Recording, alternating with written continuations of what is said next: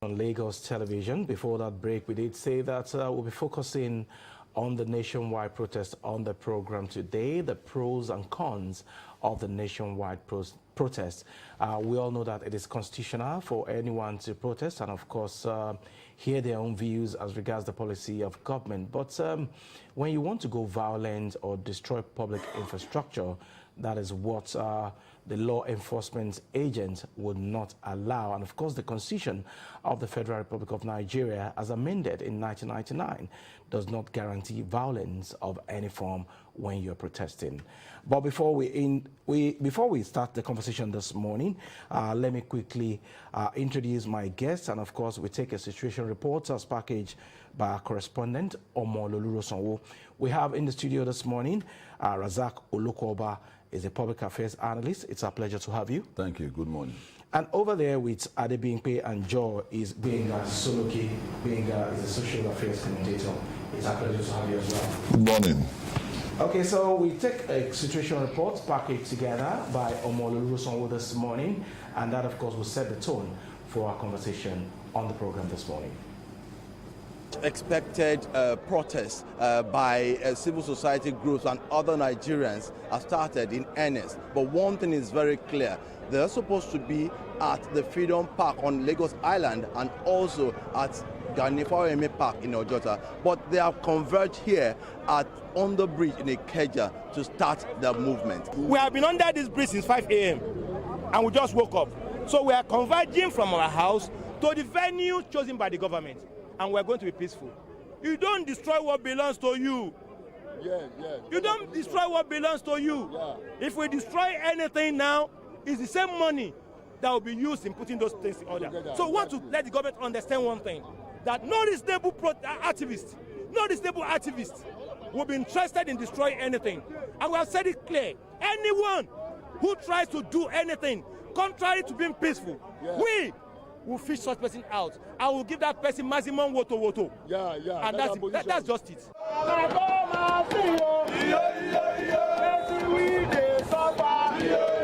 I'm going to speak to some of them now. Under EU and ECOWAS law, there's a right of protest. So either, if you are even saying there's a designated places, that should be is a conspiracy. We can move anywhere to express our agitation. So it's not binding under the Nigerian Constitution that there must be a designated place for you to express your feelings toward bad governance, corruption, injustice. I just want to appeal to the government to yield to the cry of the grassroots people, because the economy is not friendly at all. It cuts across and is becoming overwhelming for people. A lot of people are going into depression just because we have a stable economy right now.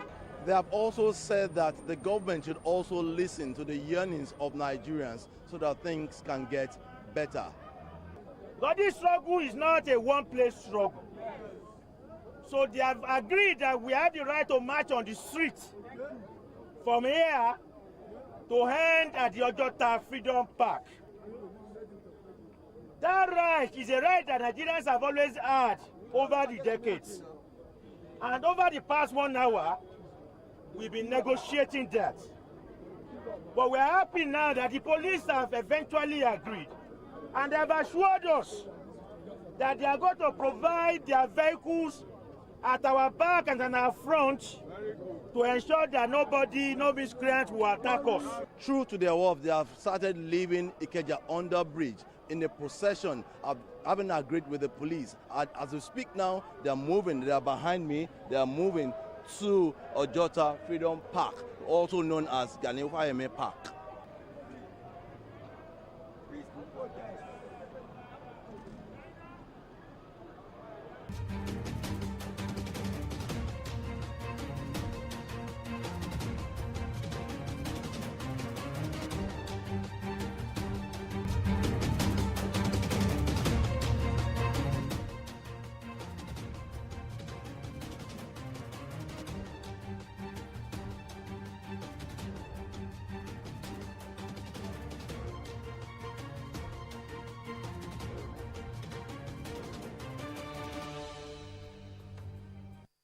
All right. Situation report coming from Ikeja Division of Lagos State as put together by our correspondent Omololu Rosonwo. And of course, I did say earlier that we already have Razak Olokoba and Gbenga Soloki in the studio here with us. Razak, from that report put together by Omololu Rosonwo, what is your own understanding of what is happening today? Some people there that spoke with our correspondent, they are saying that, fine, they will protest, but they would not allow anybody to destroy any infrastructure put in place by the government. What does that say about the conscience of our citizens as regards this protest? Well, that's been our demand. You demand something from the government, people can demand something from you too. That's our demand to the organizers of the protest, the 10 days of rage, as they call it. And it is the reason why I led a rally today to say that your protest should not be violent. Before, we didn't get a clear message. You're not against the protest? I'm not against the protest. It's a standard. But if you drive your car on the road, you have a right to drive your car. But road safety officer will insist that there should be a safety measure. It's the safety measure to the protest that we are demanding. And one of the things is that who is the leader of the process? So it took our comrade a long time before somebody could come out to say that, oh, I'm their lawyer. And the second thing is that when there's no time frame to your protest, it gives room for infiltration. So, and that was the note of warning we signed in the destructive protest of ENSA that ended in fiasco. So we saw the same picture. And if you look at our street today, it's deserted.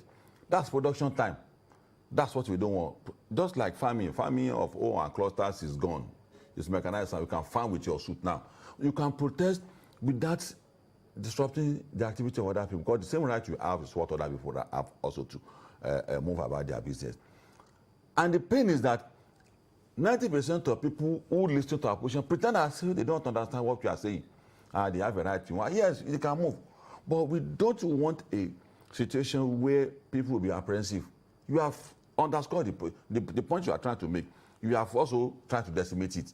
By that fear, you're creating a mind of people. Nobody will say you are fighting for them again.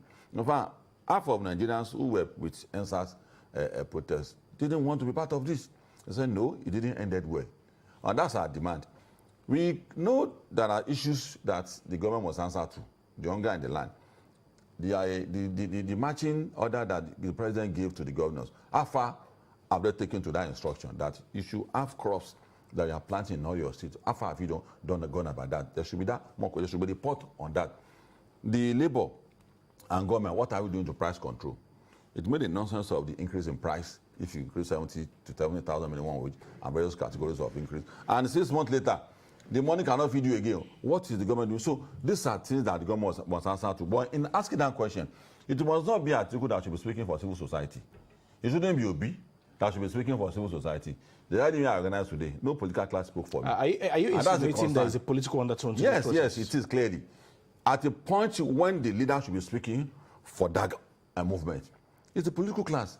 And it is natural for the government in power to think that, is that a link between the two of you? So they watered down the quality of the process by handing the platform to political class to be arguing over each other. We have done series of protests in the past. How many times did you see Labour handing over their platform to Kwankwaso to come and speak for them? So that's the concern. And that's a lesson to them. That's a lesson to all of us. Anything you want to do, come out clean. I had a bandana today for over 1,000 people that we gathered today to say no to violent protests. We had our bandana, we have identity. We came, we addressed, security agents came, we addressed them, and we left. We made our point. And the point being made is being aired all over the world, but it's all over social media. So I am fearless for anybody who says that, why are you saying that the people didn't do anything? I say, yes, you must be constant with the truth. You must not lack the courage to tell whoever that is doing something wrong. So either the government, either the people, or the civil society. And we have said it that, just like what one of them said, who is the organizer said that we are not going to destroy our property. We are not going to do this. It is irresponsible radicalism to hand over your platform for people to use in the name of we want to organize a revolution. Revolution in Nigeria today? with the coloration of ethnicity that we have in the country, we are just going to waste the life of our people. We met the governor. Yes, I'm one of the people that met the governor. He engaged us and he told us that don't protest. Me, I'm not part of the protest. So, but me, I'm going to come out to protect the heritage of Lagos. The best economy in Nigeria is the economy of Lagos. Nobody will decimate it again. And I said that it should give people template to do so. It's not the people that want to should be giving attention to. You should give attention to people who don't want Lagos to be destroyed. And somebody there who came there said something is one of the people you interviewed that 90% of people languishing in detention now don't even know anything about the protest. They just came to do a selfie, this and that. So is that what we should be putting our young men to? You want to plotting them against the nation? No. The government should address the concern. Yes. Okay. I support that it should be addressed. But there should be safety of any protest. That protest must be organized in such a way that it should not be organized. And it's your responsibility as an organizer. All right. This is for you, Benga, and it's still about the report we watched earlier by Omololu Sonwo. There was someone who was saying that no courts or government can tell them where to hold the protest, that the Freedom Park and Peace Park is a confined space, but they will still go in a procession to that place. Don't you think Nigerians are beginning to take this fundamental human rights too far? They do not respect the court anymore. I think it's about the mob mentality. Because if you realize what happened in 2020 during the NSAS debacle, you will understand it was just about the mob. Now, going back to what you have said, it also showed the shallowness of the person talking. Because if you're not shallow, how will you say a court of competent jurisdiction has made a ruling? You are saying it is illegality. It shows that the person is not even informed, does not even know what he's saying, contrary to what ought to be the norm in any sane society. In any sane society, when a court rules, except unless that order is vacated, that order subsists. Even when it might be wrong, because a higher court might also rule on it. But once that law or that ruling subsists, everybody must obey. That's number one. Number two, like I said, the mob mentality, because some people they don't read, they don't do research, it's just about that, yes, we must do it this way. Because while I was growing up as an activist in the streets of Lagos there, you will go through a learning process. There's a learning curve, but fortunately we don't have that now. That's why people like that will be talking. But coming to the protest, like Olukoba said, yes, Nigerians have a right to say we can disagree with our president or the governor. But we must do it within the confines of the law. That's what we're saying. Some of us are saying that we will not be part of this this charade or the shenanigans that's going on. No, we will be part of it because we have not exhausted peaceful options. The peaceful options, it requires us to write our assemblies. It requires us to meet with our governor to say, Mr. Governor, these are the demands. If there are no political colorations to the protest, we can say, okay, Mr. Governor, we will write letters and say, okay, Mr. Governor, can we sit down? But this type of protest, we have faceless organizers. Not until recently, like he said. People started coming out to say, yes, I'm their lawyer. Yeah. He said, I'm their lawyer, not the sponsor, not the spokesperson, not the leader. You understand? So who is the leader? Yes, 2020. I granted an interview. I said, look, when they started the NSAS Wahala, so look, let us engage the process. Let us engage the government. You have met Governor Sanwo-Olu. He had taken your position to the president that very day. And I said, at this point in time, let us go ahead and engage the government. He said, no, we are all history. I mean, we are all part of, we are all seen what transpired then. So, what we're saying that, look, at this point in time, yes, the economy is in a very serious, it's in a precarious situation. No doubt. It is not restricted to Nigeria alone. The world has not gone out of the unfortunate incident of the COVID pandemic. We have not gotten out of it. Everywhere it's affected. So we're saying that, okay, let us even leave those ones. We have a president who has just been elected barely a year ago, who is trying to change the narrative to say, okay, we can't continue to do the same thing same way. I expect different results. No, who gets the same result? He's trying to say, okay, let us go this way. I think as social commentator and as conscious of the I'm nation. sorry, Benga. We have some visuals there. That is of earlier today, and of course, a bit of commercial activities are taking place there, and people are going about peacefully without any form of disturbance from anyone. You can go ahead with your comment. We will see that what we're saying is that, look, we have a president who has just been sworn in barely a year ago.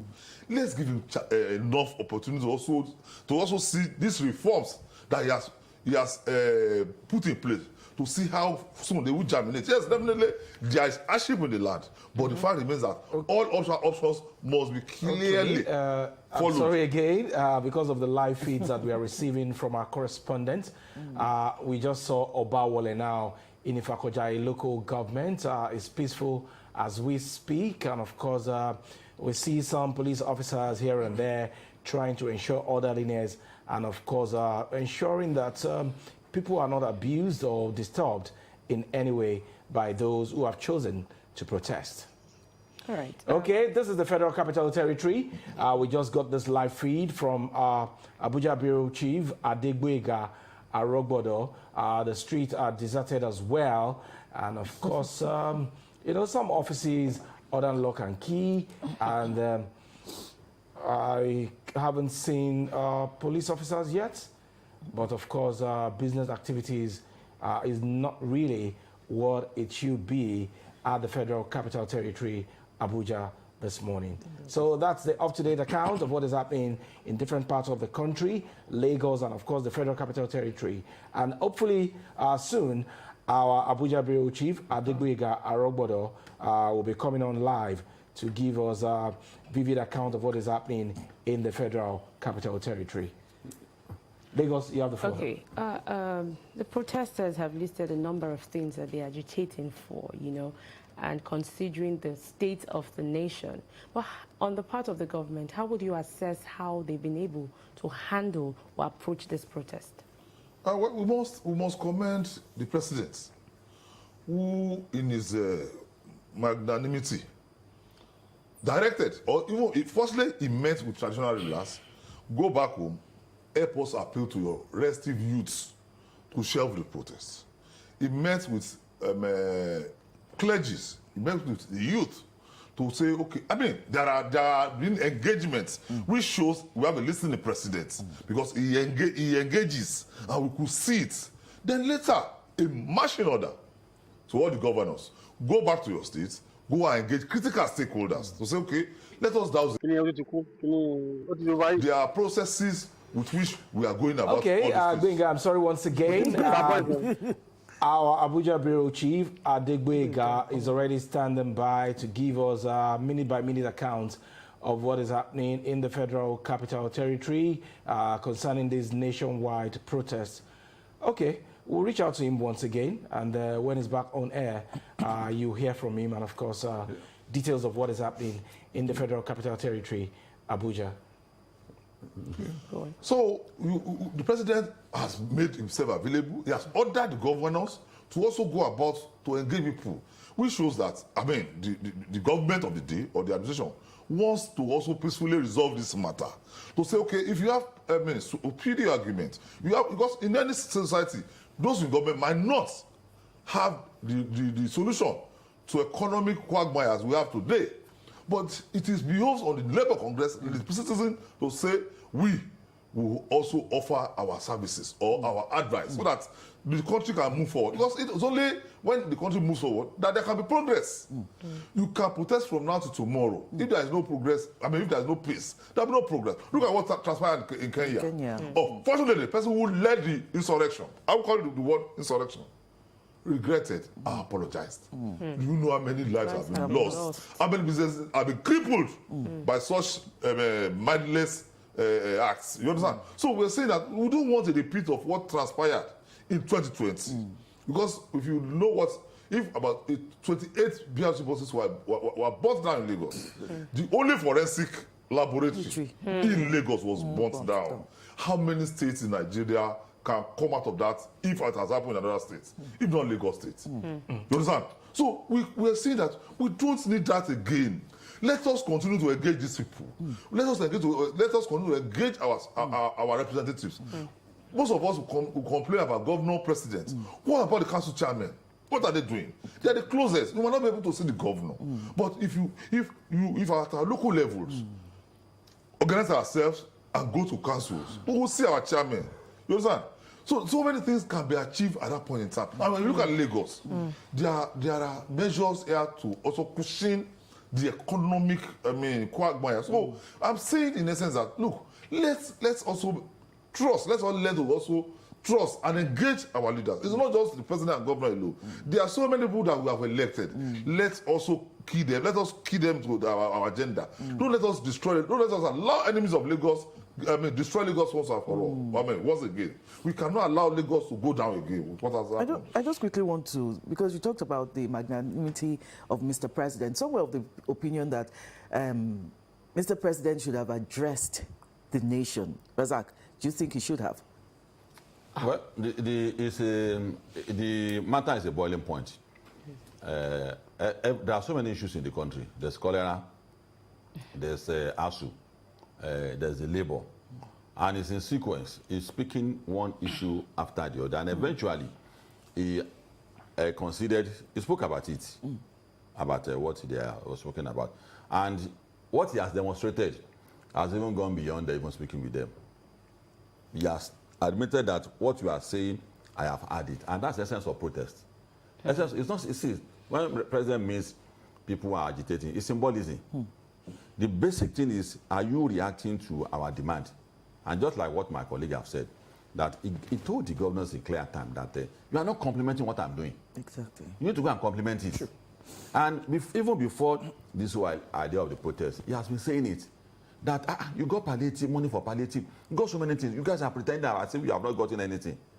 And in fact, the autonomy, which I'm strongly opposed, but later we got to hear that the reason why it had to be like that was because of the state governors who just do as if there's no allocation again from Abuja. So the government is responsive. If the last thing they want was to meet the president, should be part of their demand, they want to meet the president. But that's not what they are not also saying that. They just want a response. And you know that truth, when it comes to on the side of people get scared of saying it. For instance, saying that no to violent protest. People say they have a right to protest. But that's not what we have said, though. We said no to violent protest. They were silent about the right to have recognized and mentioned that they should not protest, which is what we are saying. We know very well that if you want to come out of the problem we will find ourselves, it's not going to be 6 months. Nobody wants to hear that. Until we keep repeating and give them a graphic analysis of how it may take time to strengthen our naira, to strengthen our economy, our resolve not to take foreign food product again is part of it. So this persuasion will take a long time, and that persuasion will also lead to anger. Stop talking to us, fix it. So we have to keep doing what we are doing in a way that will not also decimate our country again. And that's the point all of us are making, including my colleague here, and all of us who are opposed to the protest, that let's do it in a way that will not traumatize us again. If you look at all the streets in the country today, it's deserted. That's a production time. Either we like it or not, it's going to impact on the economy. You know very well that what determines the prosperity of a nation is production time. If you have a production time turnover, a lot of people are getting employed. Many people are part of the working population, between 70% to 90%. If they are working, and you slow it down, you are slowing the economy down. So what we do today, and this 10 days of rage that they call it again, is going to impact on the economy. And to recover from your economy, which is being slowed down by this kind of activity, it takes time to recover from it. Labour has done their own. They want to do their own too. And you want Nigerians to keep wondering, who are these people, civil society? Are they really for us? Labour did their own, their friend. They want to do their own again. So we have to quickly say that, no, we are not going to be part of it.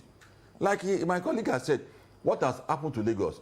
I don't think there's any state in Nigeria that will undergo that kind of damage and they will recover in such a time. And we didn't even commend the government. We didn't even commend Sanwo-Olu. We should be seeing a picture where people will be packing their loan and be leaving Lagos by now. Just yesterday, There were empowerment program by civic engagement. There were empowerment program by WAPA. There were commissioning of road by government yesterday. By yesterday, people are handing over key of access to people yesterday, just with that short of period of time. And I kept saying one thing, that it is totally irresponsible radicalism. To say that radicalism is I should use my touch to be looking for the bad things government has done. And closing my eyes to what the government has done in good time, the good thing the government has done. It's not radicalism, it's not activism. So from the day Tinubu has become the president, you have not seen anything to say that, okay, we are locomotive, we are moving, there's a movement. You have not seen it. I won't do my activism like that, though. Okay. Nobody go to jail time on behalf. Everybody serve his own time. So I am going to be fearless today that I am not in support of the protest today. I did a rally today to express my view about that.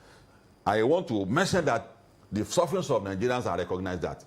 We demanded for palliative, we demanded for more explanation and accountability. But this kind of protest that will drag us back, I will never be in support of it. Reduction in the cost of governance as well. Yeah? Because I said a reduction in the cost of governance as well. Yes. Those are issues. It's part of what people are complaining You mentioned about. security, you say you want security. We have been calling for state police all this while. Is that what you are talking to the president? No, that we are not talking about state police. We just want security to be done. I say, how? You are not specific. Any bad government, by doing Kupabi, by burning the government, we are not going to be in support of that. I know what I go through. I know what I've gone through quickly when military was around.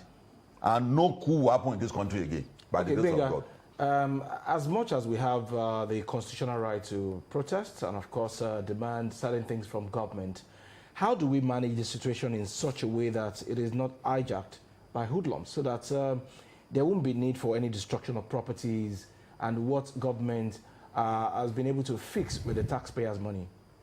Well, I think we'll just call on government to continue to appeal to those who have hell-bent, who are working for the political opponents of the government, to create chaos, to halt this the ongoing day of rage as Christians by them. Because if you are not careful, you can't keep Nigerians home for so long. Look, some of us were around during the June 12 saga, and we played active role. Even at the height of provocation, when Nigerians were being killed, we didn't declare 10 days of protest. No, that was no time. I stand to be corrected. Just 2-3 days, so that Nigerians will have relief. Because when you look at what happened, okay, now, like he said, like my colleague said, productive time have been wasted. What do we want to gain? No matter what happens, we still need to sit down on a round table. Even when Labour did theirs, what happened? There was a negotiation. So we are saying that bring out your leadership, let governments engage. Take your demands before the round table and ask government questions. So this is what we will continue to plead, that okay, let us engage government productively if truly they are genuine about what they are doing. If you are, yes, constitutionally you have a right to embark on peaceful protest. I also have a right, because there's no absolute right. There's no absolute. We are your own hands. That's where my own begins. We are my own begins. That's where your own ends. So for me to move forward, I mean to move around, I have a right to also move around. You understand? You have a right to protest. Me, as a citizen, I have a right to also move around. And I have a right to say, I'm not joining your protest. You cannot compel me to join it. Okay. So we are saying that, look, at this point in time, they are supposed to be on their way to the designated spots. But when you look at Ikeja is deserted. Because Nigerians, Lagosians are apprehensive of the consequence having the madness that happened in 2020 behind, you understand? They're looking at it that, oh, what happened? Let us be careful. So the apprehension is there. Then you look at it, some people have moved out of Lagos yesterday. Some information has it that some of our lawmakers, Abuja, moved out of Nigeria. So you see the apprehension all over. Okay. We don't need to continue to create apprehension in the minds of our people. Let us engage government. Look, these are our demands. These are our leaders. Because if government calls for, okay, ceasefire now, okay, let us come and deliberate. Who do you call? Because now their lawyer said, I'm their lawyer. I am not the leader of the protest, and I am not going to take responsibility. Even the IGP, the Special General of Police, called that, okay, come and sign form of indemnity. That if you want to have 10 days of rage, come and sign. So that when it's hijacked, I will hold you responsible. And it will be hijacked because later, people will get tired, then the ranks and file will be infiltrated by hoodlums. At the end of the day, what happened? The rage will actually come, and they have christened it Day of Rage. So we're saying that, I'm saying, at this point in time, both pros and cons have made their points. Now you have gone on, you are back on that thing. Now it is for us to engage government on way forward. Okay, this is a question for you, Razak. Yeah. While he was talking earlier, he said we have not exhausted all the peaceable means. So my question is, looking at antecedents, do you think that protest has been effective, or is it an effective tool for change? Yes. A well-organized protest is always effective. Nobody didn't just call off the last strike where they shut down the National Grid, because it's becoming unproductive again. It's not even a result again. Nigerians are getting tired. So I was to recognize that they had to quickly call it off. Nigerians thanked them. And it was part of that made Nigerians join Labour that, they have an answer to call of wisdom by calling this off on time. So a well-organized protest, even in the world, the model they brought to NSAS, where food were given, things were given, is a model copy in the rest of the world, where it should be a time where I want to address the pain in my heart, not to add to the pain of other people. So protests all over the world use result. It was what led to the vacation of the military. And the recent protest, I've led 2 protests this year. I led a protest to Shell office in the defense of the Ogoni people, the cleanup. It was slowed down. So we went there, and they are back on site now. I led a protest to Ikeja Electricity in April on behalf of the community. Light was installed on that territory. They resolved what is between them. So, and before that, even Ojota Rally, the 12 days that claimed that we are friendly, we don't want part of it. We were part of it for that 7 days. And Jonathan hands off removal of subsidies then. So many protests like that. I took part in all the protests on fuel increase in this country since 1990 till date. I took part in all of it. And it's always been reversed. So if you organize your protest very well, and one of the things that can make a protest succeed is to have a leadership. Once a protest does not have a leader, and that was one of the things I ran away from NSAS, they say it's leaderless. Even hell has a leader. They said that it's endless. I said, no, even the war will come to an end one day. Like my colleague said, 10 days of rage. You didn't even say protest, so rage. What does rage bring? Even the word rage. So protest is a tool that is workable. The guy that led the railway protest in London, that ran the economy of Britain down for several months, he's been jailed. The guy that shut down airport is there. Go Google it. They jailed them, which means there's a standard to which you can organize a protest, and that is why I see free search.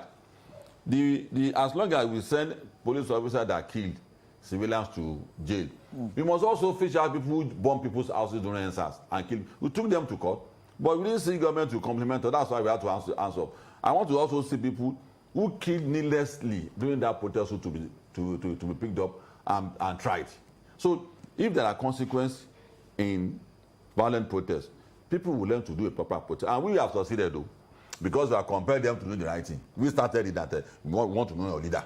Even the government was not too courageous to do. We said, no, government, don't worry. If you don't want to call, we will call for a leader, because it's our identity they are using. Civil society, it's our identity. People will say they are violent people, they disorganize people, they traumatize our life with their protests. So we say, no, we must know your leader, and there must be a time frame. So we combine them to say 10 days of rage. Before it was, go and check the earliest post. That is the scenario that is demanding. It's a turbulence from the past. So you say, no, this is not. So they tone it down, until they brought out their lawyer.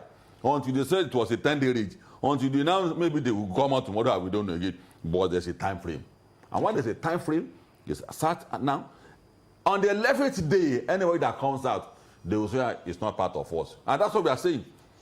If you do something outside those that were mentioned, 3 states in the southwest, 2 in the east, maybe 1 in the north, any protest outside those brackets, we know that they are not part of it. And that's what we are demanding. Just know, let's know so that we'll be able to identify the mobs. Mobocracy will not set in. That's what we are demanding. So those are principles. Those are a layout for you to have a protest that is productive. So if they do what they do, and it's succeeding already, the president has been talking to them, and the entire nation is in this way, it's a success already. Anything beyond this is not a protest again, it's an insurrection. It's an attempt to bring down the government, and you are not going to be part of it. Okay, You know Razak. what has happened for democracy? This democracy will not follow. Okay, as much as we have recognized that it is their right to protest, of course, the Lagos State Police Command have deployed its officers and men on the streets of Lagos. And anytime there is a protest, there is always this bickering between police officers and the protesters. So how do you think the Lagos State Police Command should manage the situation in such a way that those with evil intention will not capitalize on the temperament of their officers to erupt violence? There are 3 angles to it. There are trigger happy policemen. That's established. There's no lie about that one. There are police officers, maybe they are apprehensive when they see crowd. Maybe they just don't like civilians. There are those ones. The police should address that. You know the profile of a police officer. Don't send a trigger happy police officer to protest ground, except you want to cause problem. That's number 1. Number 2 is that mobs coming. But like, should policemen go to protest grounds with bullet-laden guns? It's a sequence. The protest is what defines what a police officer will come with. If it is not defined as a day of rage, they won't come with guns. But the moment you say it's a day of rage, the police officer will address themselves. Any police officer that dies with a gun in his hand is a police. I saw it in social media. One of their seniors is addressing them. Don't die with your gun, the gun in your hand. What it means is that defend your life. So it's the protest that will define what we will come with. At the beginning of the Kenyan protest, there was no gun. It was batting until it began to increase in sequence until we get to that point. So the second thing is the mob. The mob can also infiltrate. The third one, which is the most important, the organizer must introduce a safety measure so that you will be able to isolate the mob and point out quickly the error of the police. I have a bandana for my rally today. For identification. For identification. That anybody outside the media that does not have this bandana is not part of us. So we have it's with him. I knew Sholoki over 32 years ago in the Lord. First time I saw him on the street of protest. Him, my colleague here. So we have ways and means by which we identify. I knew 32 years ago on this process. So we have means and measure to identify each other. So once you have that means, and it is the role, the duty of the organizer. If you are driving your car on the road, it's your duty first before those officers start asking you questions. Maintain the safety of your car, your ID card, your seatbelt, everything. So we must have a measure by which you must identify the people you are bringing out on the street. It is not always correct to say that you are organizing a protest for people to come and join you. It becomes porous. So if you follow all these So joining should be voluntary. No. There should be a template for joining you if they want to join. There should be people who protect. There's what you call the security of the process. People want to join. Don't allow people who wear ragtag dress to join your protest because it's a signal to the police officer. They will profile him. Once you wear short knicker, all the people that wear short knicker, I send them back. People who are there, who wear car, who do everything, allow them to join. It was a police officer appealing to me that I know they won't cause trouble. Just let them join. So those are measures to take. They don't want to take all those measures. They just want to roll people to the street. And that is why political class who also saw that opening wanted to also take advantage. The way they did in the instance that, okay, is that the lacuna? Okay. They are not in Nigeria today, all of them. Okay, I don't want you to lose sight of those points you were trying to highlight the other time about the conduct of the police officers for this protest. Yes. So like I said, it is important for police officers not to draft trigger happy. The DP of Alabama came to meet me there. She addressed me. Why are you here today? And I saw her picking a call. I know this is what they are doing. Some police officers will not do that too. The moment you see people gathering, either for or against it, fire them down. That's what you. And it's going to escalate. If you are doing a peaceful protest, we are saying no to violent protests, and you are now coming to meet us with violence, we will start throwing stones too. So the conduct, and I know that these days, particularly the role of police during the election, is beginning to change. It's beginning to change. They conduct themselves very well during the election. And this time around too, if it had not been now. Zach, you have to hold your thought for a while. Our correspondent Olumide Ojo is standing by to give us an account of what is happening in Ojodu area this morning. Olumide, are you ready? Yeah, I'm with you, Kibola. Good afternoon. I'm here live at Bega bus stop. That is Lagos Ibadan Express Road. Yeah, I'm coming down from Agege down to Bega. The roads are really free. You hardly see vehicles plying the roads. But here at Bega, commercial activities, especially commercial buses, they are out in like their numbers. Like in 3 different places, under the bridge, over the bridge, and just in front of the Lagos State Materials Testing Laboratory. That is where I'm focusing on right now. They are there, doing their thing. Although even the express, the highway itself is unusually, free of traffic, unlike the normal day, But by and large, the people are, going up and down, free, and nothing is amiss here. There's no harassment. Well, no protest too. I cannot see anybody crying placards or doing whatsoever. And the police officers too, they are in particular areas, of the road. They are down there. That is under the pedestrian walkway. They are there, but I can't maneuver anyhow here because of the area boys. They've been disturbing a bit. Normally it's their thing. They are sitting down, quietly, but because they saw camera, they were interested, and so I can't really move around that much. But the highway is unusually free. Commercial buses are doing their thing. A couple of people are coming out, and commercial activities, under the bridge and at the Bega mini markets. There are commercial activities ongoing as we speak. Yeah. Hello. All right, thank you very much, Olumide Ojo. That's one of our correspondents giving us detailed account of what is happening in Ojodu, Agege, Lagos Ibadan Expressway, and of course from that feed, you saw commercial vehicles there, but unfortunately, there are no passengers out there to enjoy their service. Of course, police officers are also there to maintain law and order, and of course, the roads are deserted, as you can see. So that's Olumide Ojo giving us an account of what is happening in Agege, Lagos Ibadan Expressway, Ojodu, and some other parts of that axis of Lagos State. So more of our correspondents will still call in to give us minute-by-minute accounts of what is happening in different parts of Lagos. And hopefully, Adegboyega Arogbodo would also call in, our correspondent in Abuja, to give us an account of what is happening in the Federal Capital Territory, which is the seat of power. So we'll be waiting to hear from our correspondent. Razak, back to your point. So the police institution should not stop what they have done. I say a reflection of the training and orientation in the last election up until what I'm seeing in them today. The hostility between protesters and police has drastically reduced, and they have learned how to manage it. Before, that's not the manner they will come, given the attitude of police from what I've seen. But when the DPO came today, she came with her men, she spoke to us, and she gave a correct report with accuracy and precision of what she saw on ground.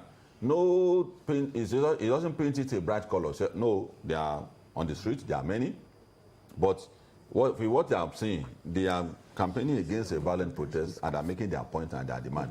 So the police at the higher level is a patriotic person. He will not say that, oh yeah, bring them down. He won't say that. So he will do the appropriate thing. And she left. So Ame came. the army officer, they viewed us with their truck and their war manner. So they do, and they viewed us. They left. The civil defense came, and those also some DSS also came to look at what we are doing again, and they left. So, by and large, if this attitude continue, people will not be talking about police brutality, police infringement on their right. And so I will encourage the police institution to continue whatever they have done to their officers for them to have this kind of attitude. Should continue. And we are going to get to a point where the picture will see all over the world. People go to some freedom park similar to our own here to make their point and go back. We also get to that point. Our freedom park will not be a place where we go and insult and abuse government again. To be a place where we go and make demands, correct demand from the government. Okay, local government chairman, take the matter to Freedom Ground. Hear it, let people hear it all over the world that out of 57 local government chairman we have, only about 15 of them are doing the most appropriate thing. Mention their name, without throwing stone at anybody. We will get to that point too, and first begin with institutions like enforcement. You know, enforcement institutions are the most hated agencies in the world. But what brings people close to enforcement is the civilized way in which they conduct their affairs. So I see it in them today that they are Ikeja on that bridge. Tear gas will have been thrown if you were to be the psychology of the old police officer. Yeah. But there's improvement. And also, maybe because of what you have said, there were no provocation from the protester. They exercise the responsibility that we have told them to exercise, that you must guide. It was let loose during the NSAS period. You won't caution people who are doing that. When I led the protest to Shell, one of the people that went through was going with a police officer. I immediately ostracized him and I banned him from being for a member of my own organization. Immediately. So, and these are things that guide protests, that makes it a success. So that the point you are making will be made. The people at the end of our affair will not misunderstand the point you are making. They won't say, we are being on the side of the people. We have been consulted to government on so many occasions to understand why did you always understand protesters. And they told us the fear they will always see. That when there is this kind of provocation, you make your point in a very violent manner, you don't obey certain rules of engagement. Is that the fear? So we take it back to our own side to look at it and say, okay, they are right. If that's their fear, let us observe some of this if we are carrying out our protest. And it's not only at our level, it became a universal standard. When Sharpeville massacre happened in South Africa, it was Pan-African Congress.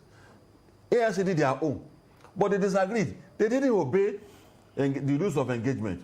So it became a worldwide event. Up to today, they still mark Sharpeville massacre in South Africa. We about 200 people were killed.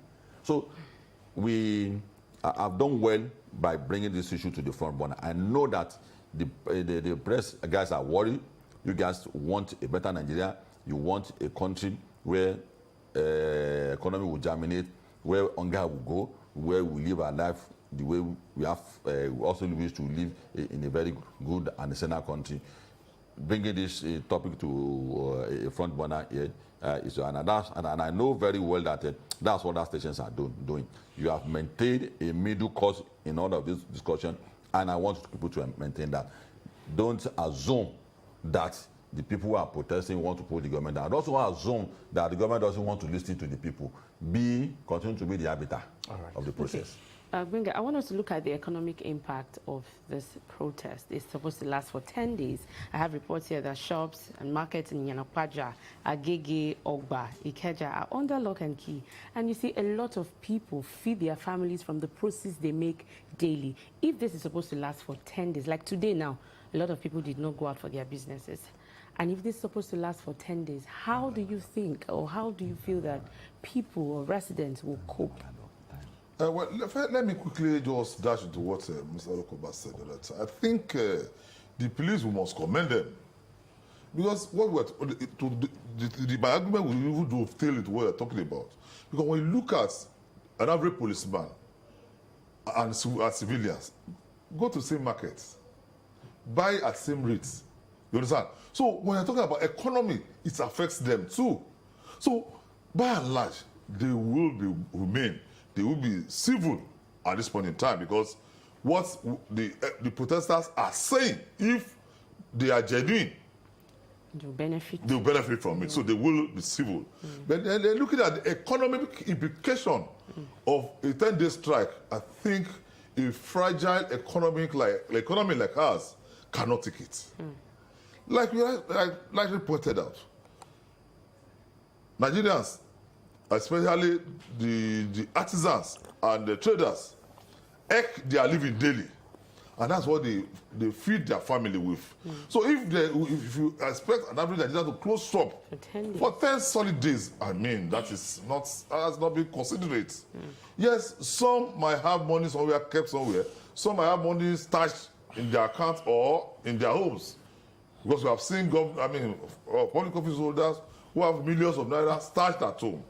But I know that an average pepper seller, a tomato seller, a rice seller don't have such amounts. They eke their living daily.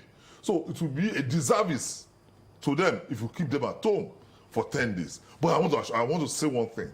I'm confident that no protest in Nigeria now that can last 10 days. Because of the fact that Nigerians will cry out and it will even injure more our fragile economy. Like today, I have driven down virtually these axis of Lagos, Ikeja, Agege, Alimosho, even to the seat of government. The seat of government is even under lock and key. Do you know it is also slowing down government activities? It's slowing down government responsiveness. Because definitely there will be some other things government want to do. Like you mentioned, some few days ago, policies were given out. So many things will have been planned, but now they cannot execute it. Will it not affect the economy?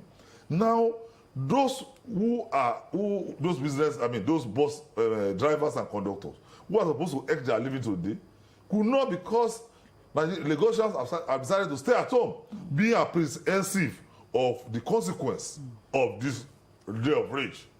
So we are saying that, look, you have made your point. We all know that it is your right to protest. It is also the right of Nigerians to also go about their normal duties without any form of harassment or intimidation. So by and large, this day of rage, if it continues, it will injure our economy, create chaos, because by tomorrow, these bus drivers will go out. They will defy anything.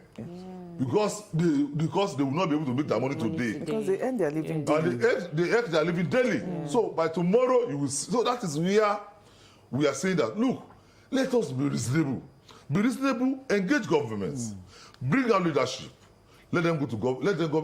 Government is ready to talk to people. But you can't talk to faceless people.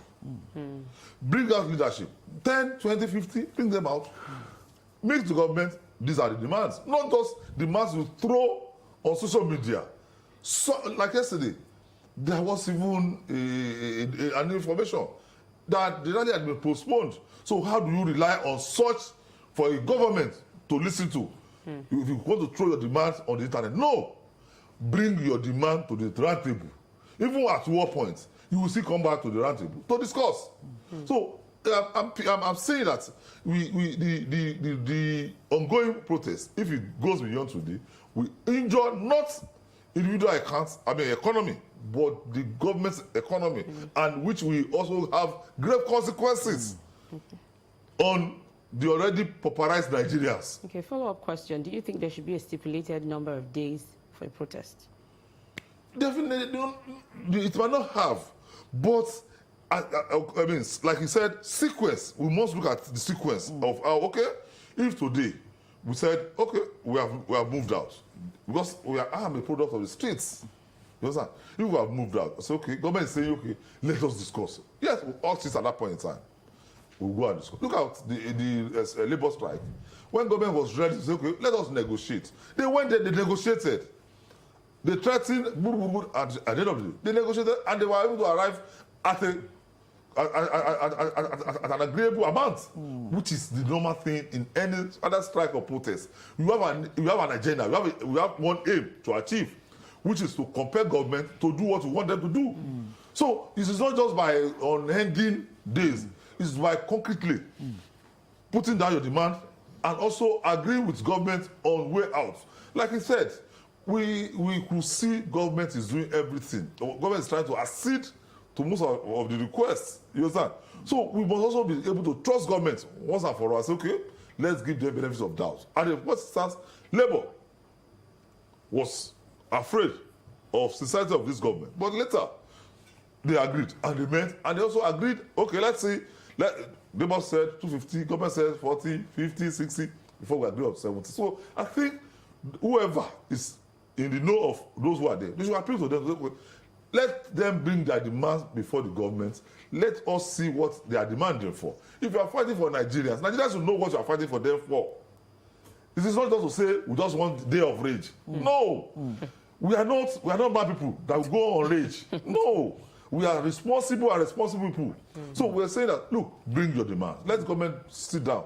Some of us will be part of it and say, okay, if you are saying economy, it is not Lagos alone, it is not Nigeria alone. If you are talking about the level of deprivation, it is not restricted to Nigeria alone. So let us look at what you are asking for.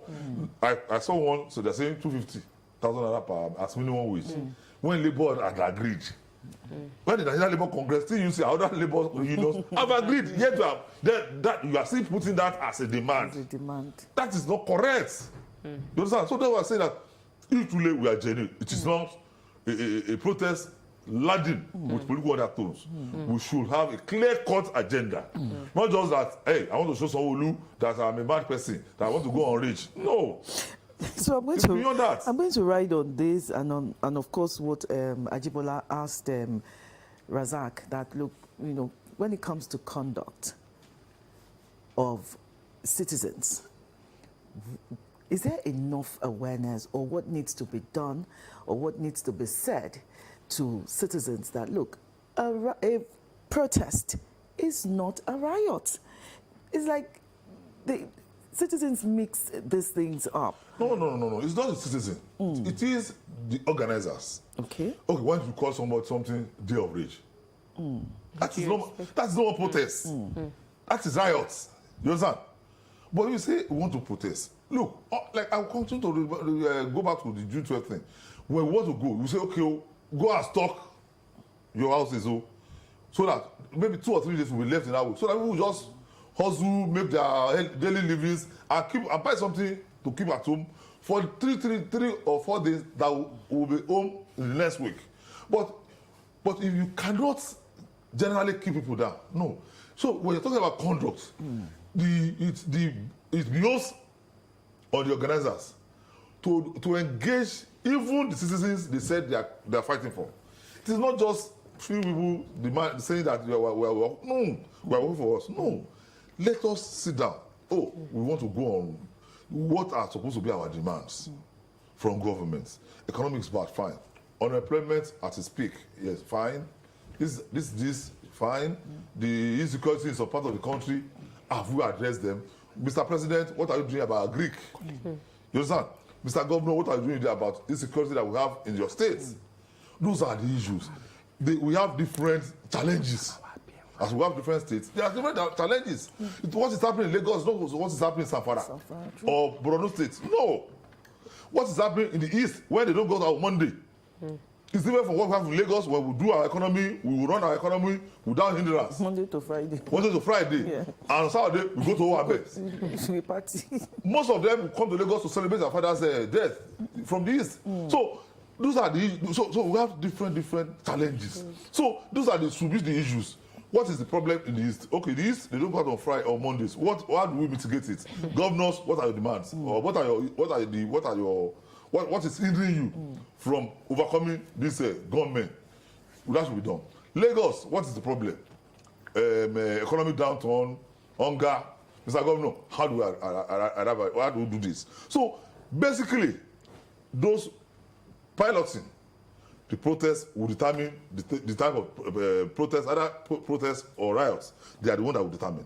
The people will follow them based on what the agenda they have set. If you set an agenda for rage, people will go mad with you.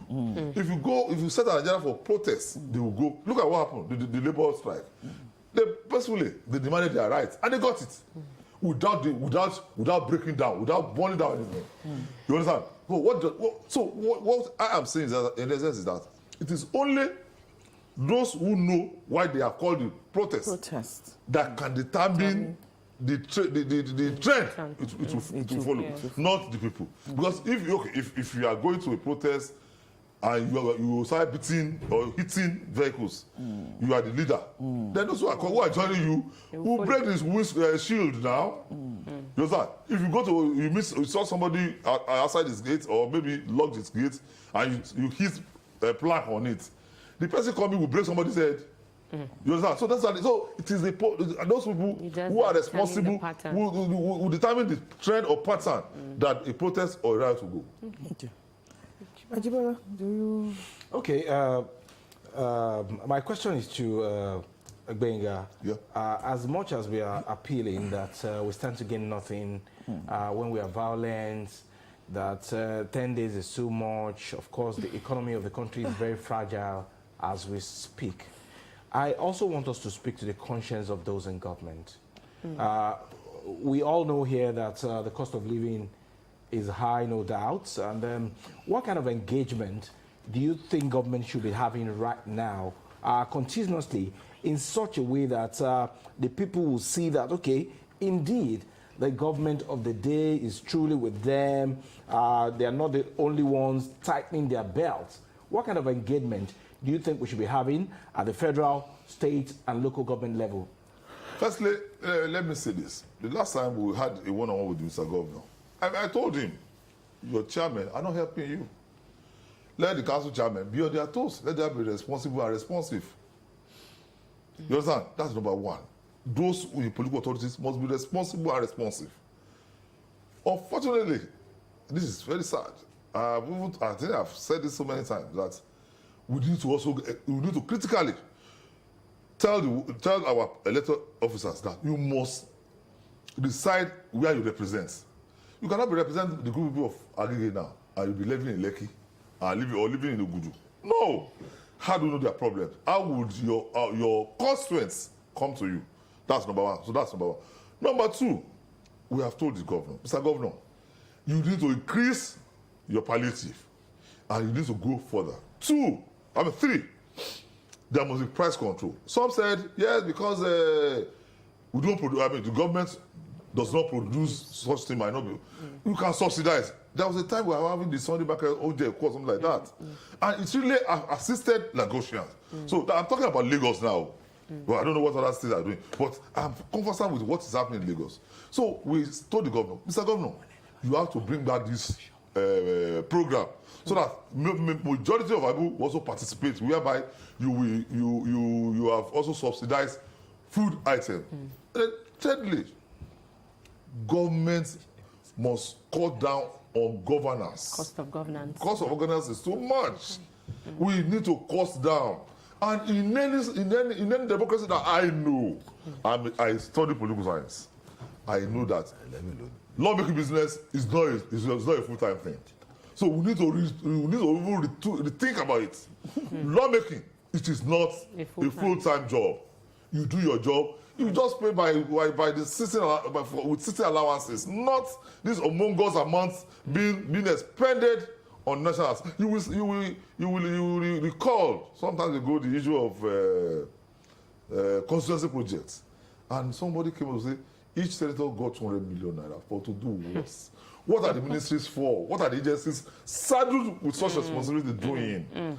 So, Mr. President, it's not just for us to tighten our belt. Even now, some of us don't even have belts. There's no ways. There's no ways to carry our belts again. To carry the belt. So, we are saying that all these people, you could see the mockery the House of Representatives were doing, saying that we want to cut our salaries by half. How much is their salary? The salary of the governor that I knew is about 500,000 naira.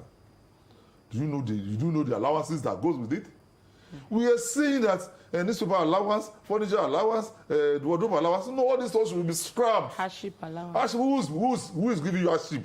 You campaign to represent me. They are still paying you hardship allowance. You are supposed to be paying us for putting us in that ship. You understand? So that is not another one. Then fourthly, Mr. President too. Look, like I said, Mr. President too should also not embark on this frivolous projects now. Buying of the Perseid jets, building houses for renovating so many amounts. No, as of now, we are in a precarious situation, and Nigerians want to see their president sympathizing with them at this point in time. And the Tinubu I know we always want to, but you will see that Nigerians believe in him, they voted him, and he is also towing that line. But the opposition feel otherwise. So that's why some of us who feel that yes, he can. There is okay, prospect.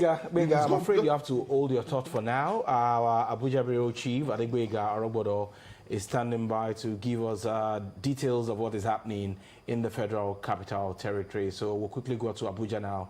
Then we'll come back and still take more comment from Razak and Gbenga in the studio right here in Lagos. As at yesterday evening, the federal government and indeed all the critical stakeholders across the body politic have been appealing to the brains behind the national protest against bad governance, as it were, to shelve the idea. But as at this morning, of course, residents of the federal capital city woke up and they were like, they don't know what exactly will happen. The major streets leading to the satellite towns were heavily guided by armed soldiers. They were cautious, of course, and friendly. And with just a peep into the occupants of the vehicle, they will allow the vehicle to go, except if there is any suspicion or unusual overloading. The usual vehicular traffic, are reduced. Some residents who talked to us said they were watching how the events will unfold before they step out. The Unity Fountain, where we are right now, is heavily guided with policemen. According to them, they have not been given any instruction as to any protest or when any protest will take place at this very popular Unity Fountain. Across other parts of the city, the Barnes Plaza, Area 1, Roundabout, AYA, and indeed across the city, the environment is, although looking tense, but there is no sign of any protest yet. And what we have decided to do is right now is to even approach the National Stadium, where the authority in the FCT asks any protesters to go and gather. So by the time we get there, we'll know what exactly is going on. But as of now, everything across the city is quite cool and steady. From the nation's federal capital city. Our Abuja Bureau Chief there, Adegbenga Arogbodo, giving us up-to-date information from the Federal Capital Territory, Abuja. And as you can see, the roads there are deserted as well. And of course, offices, shops, under lock and key. So we'll quickly come back to Razak and Gbenga as they give us their closing remark. Then we'll come back to the studio and continue with the program. Razak.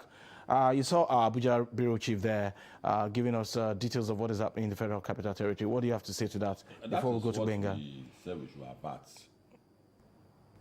Because if you claim to be fighting for the people, you can't be enjoying the people. I won't agree with that. If you claim to be fighting for the people, you cannot continue to run the economy, the economic life down. The artisans, like my colleague mentioned, we also have a picture of people who earn daily money all over the world. It's all over, it's everywhere. Our guys that are in London, America, everywhere, they will tell you the clock in where they want to, and they earn $50 or $10 per day. So, in their own economy, during COVID-19, Trump tried to shut down New York, and he said that's a declaration of war. Cuomo told him that because New York is not a city that you can shut down. You are creating crisis for the mean. People who earn $100 every day, how would they pay their rent? How many rent will I be paying? People who eat on daily, so and it's on me. There's a database in that country where if there's a crisis, you see the graph, and government must come to. So he emphasized the crisis that's going to be on his neck as a governor. So he said, no, you can't do that. That's even a pandemic. So they manage it. So in our own case too, is it fair to people who earn money on daily with the situation we find ourselves to say that you won't go to market for 10 days, you won't earn money for 10 days? And that's what we told our guys, that there's a level to which people can draw stamina for hunger. people who don't draw long stamina for hunger are the people who see breaking shop. They are originally not thieves, so. But the first day, no money. Second day, third day, no money. That stamina is not there. Maybe he doesn't know how to fast. So it takes to whatever he sees. It takes to unconventional means. Start breaking shop. So we warn them that you are creating crisis for Nigerians with what you are saying. No work, no nothing for 10 days. That means you are inviting the young men in this country to start plotting, because people who own their shop will defend their property, say, no, you can't steal my shop. So there will be that, and that is part of the thing that multiply and led to what we had during NSAS. Okay, we can't steal people from individuals again. Let's go to where we have our storage as a nation, where grain storage, palliative storage, they start breaking it down. They start doing all sorts of things to it. So it is not too good seeing this kind of picture. On a Thursday, you see that they started, there's no public holiday, there's nothing. Economy will come out with what we have lost today. And who is going to recover that one? Who is going to pay that Nigerians back that one? And it's added to the hardship. At the end of the day, you now say federal government is increasing hardship in Nigeria. So that's why we say that is it not an orchestration by some political class to also decimate the image of the government, to bring Nigerians to start? So we said no, you can't go this route again. You can't go this route again. So it's not a good picture at all. Okay. What we see in Lagos is the same picture everywhere these protests will take place. And that is not good for our nation. All right. And that's why the leadership, they should break their conscience. They should break their conscience. So that's not in Nigeria. 90% of them we are saying that go ahead, they are not in Nigeria. They are probably eating burger. They are probably eating the shawarma where they are now. Whereas somebody who demands any biscuit in front of Alausa will not hand to this money. Someone told me that they wants to bring a POS operator inside Alausa. I said it's not going to. She's not, because the newspaper seller under the bridge, people who sell clothes under the Ikeja, all of them, and that's the picture in Agege, the picture in Ojuelegba, the picture other parts of the state. In the state that houses 50% of the economy of a nation, shut down in this manner. That's quite disturbing. Gwenga, let's quickly take your closing remark. Oh, well, I want to just, I'll be appealing, because we do want to go that route again. We want to appeal to their sense of reasoning to say, okay, let us halt this madness. I call it because you have said it is rage. Let us stop it. Let's engage productively. Let's allow people to make money. Let this economy be assisted by continuous daily income. Because by the time you shut down everywhere, the people will be the brunt of all these things, not the government. Government is to resume to they can collect money as they are as even with life back. Don't open. If back don't open, they will collect money. They know most of them have monies in their homes.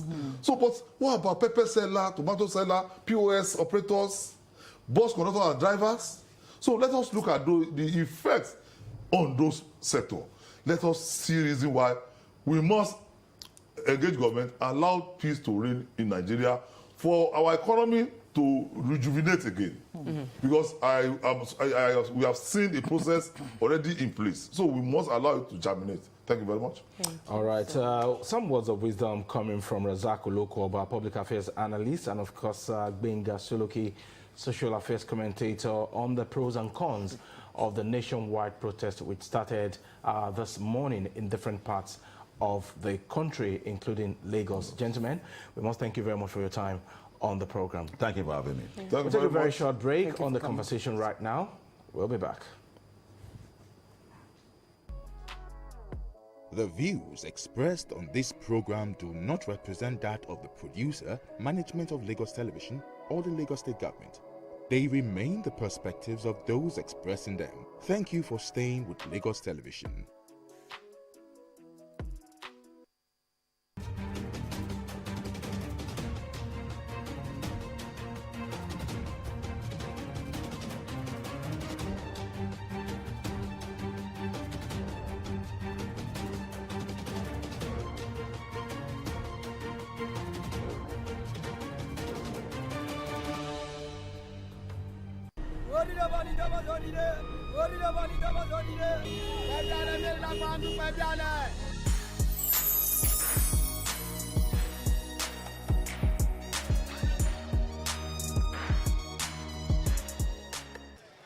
approached me claiming to be sick, where she asked me to help her take her to the hospital. And I was like, are you sure you are sick? She said, yes. Okay, there's an hospital close by, let's go. I know a doctor there herself, let's go now. And she said, no, she has her doctor. I was like, if you are sick, then call your doctor now. She said, no, she don't have money to go and see the doctor. I should give her money, which I did. I gave her around 2,000 naira then. Only for me to go back, come back to that same place. I met the lady drunk, seated by the roadside, drinking. And I was like, I thought you said you were sick. I approached her. And she was like, did she know me? I was like, you don't know me just now. She said she don't know me. And that was how people came and met me there and was like, you don't know her now and she don't know you, so just leave her. And that was how I left. So that incident, I was actually shocked.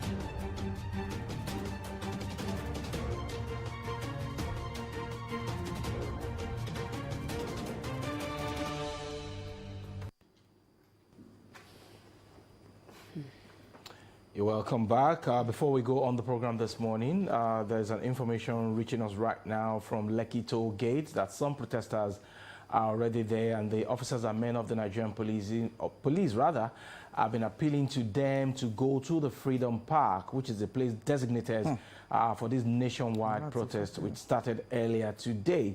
But unfortunately, they are not listening to the police officers. There lies the problem. I said it earlier, you know, that when we begin to take these fundamental human rights so far and ignoring court orders, then there will be a problem. You know, the court has said there are two designated places where you can protest: Freedom Park and Peace Park. And the court has said that. So as residents, as citizens, our duty is to obey the court. It's as simple as that. It is simple. You know, the deputy governor yesterday said it, that from the panel that resulted after the EndSARS, and one of their demands was that they get an allocation of a place where they can protest. And the Peace Park and the Freedom Park was, you know, given for that. And so I don't understand why they are not obeying that order. I don't think. Okay, we'll just continue to appeal to everyone. Please move away from the Lekki Toll Gate and move to Freedom Park, which is the place designated for this protest by the government of Lagos State. Our correspondent is there, Omomi Okewo, and of course, from time to time, she will be giving us feedback as regards what is happening in Lekki Toll Gate. We hope that those protesters will listen to the words of wisdom coming from the policemen, Lagos State Police Command, so that there won't be any violence or trouble between the protesters and the officers of the Nigerian police. We are saying, yes? Sorry, I was just thinking, why this Lekki Toll Gate? You know, that place, there's something. Why? What is it about that place with protests? I don't know. And the protests are different. Yeah. EndSARS. This one is End Bad Governance. They're two different protests. Why stick and even to the seat of government in Lagos is Alausa. Is Alausa. So why Lekki Toll Gate? I don't want to believe that there's an undertone. So the Peace Park is there for you, and the Freedom Park in Ojota here. Please, those venues are big enough to contain anybody. Listen to the voice of wisdom, and of course, do your things in a civilized manner. Do not violate any rules or regulations or laws of the state. some of this infrastructure that you see today, it is through the taxpayers' money. And if you destroy them, we'll all suffer for it. We are yet to recover, rather, from the echoes of NSAS protests in that particular year. And of course, government is striving hard to ensure that life becomes better for all of us. We need to cooperate with the government of the day, be it federal, state, or local government, so that the economy of the country can change for the better. We thank you very much for being part of the program today. We'll be back again tomorrow at 10 a.m. I am Ajibola Ojeshola, appealing once again that we should stay out of trouble. Thanks for watching. And I am Adebimpe Omotayo. Please, please, listen. Listen to the law. Listen to the policemen, please. I am Joy Olu. Please stay out of trouble.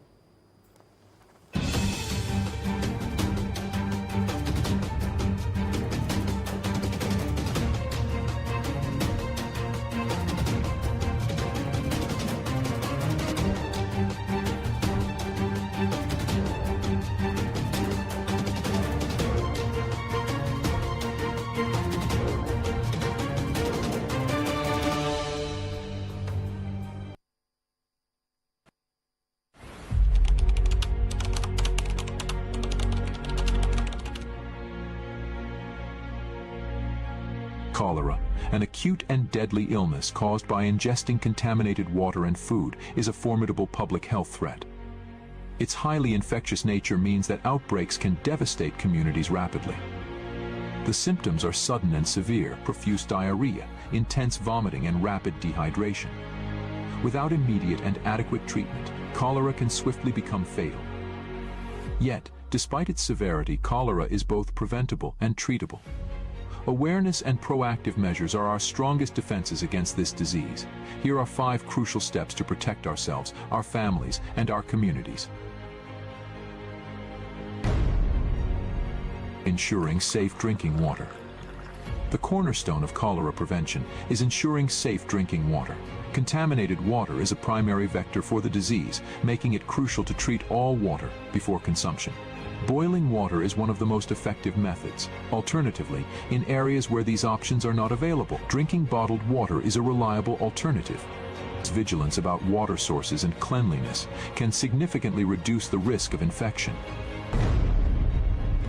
Food safety and hygiene. Equally important is being cautious about food sources. Avoid consuming food from vendors or sources that may not adhere to proper hygiene practices. Ensure that food is cooked thoroughly and served hot. Raw or undercooked foods, particularly seafood, can be breeding grounds for cholera bacteria. Washing fruits and vegetables with clean water before consumption is also vital to preventing infection. Hand washing. Hand washing with soap and clean water is a critical preventive measure. Hands are a common vehicle for the transmission of infectious diseases, so it is important to always wash hands before eating, after using the restroom, and whenever they are visibly dirty. This simple practice can drastically reduce the transmission of cholera and other communicable diseases. Community sanitation and waste management. Improving sanitation and waste management within communities is essential to combat cholera. Proper disposal of human waste, maintaining clean living environments, and avoiding the contamination of water sources are all crucial steps. Prompt reporting and treatment. Early detection and treatment of cholera are vital to controlling outbreaks. Oral rehydration solutions are an effective treatment for dehydration caused by cholera and can save lives when administered promptly. Communities must be vigilant and report any suspected cases immediately to health authorities. By taking these comprehensive steps, we can build a robust defense against cholera. The fight against cholera requires a united effort, but with determination and cooperation, we can overcome this public health challenge. Together, we can protect our communities and ensure a healthier future for all. Please note that cholera is treated free of charge at all government facilities. This message is brought to you by the Lagos State Government.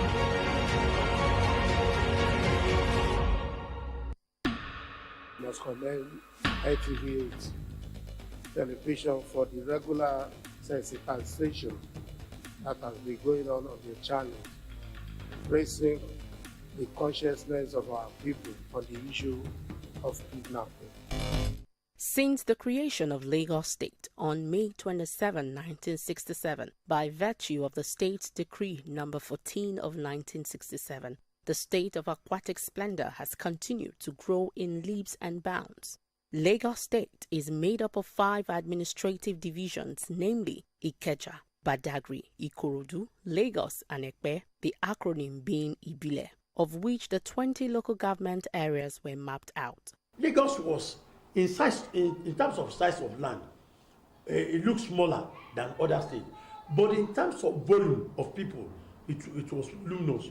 And that's why it keeps on increasing. So 20 local government became too small in terms of administration. We need now to go into the interland.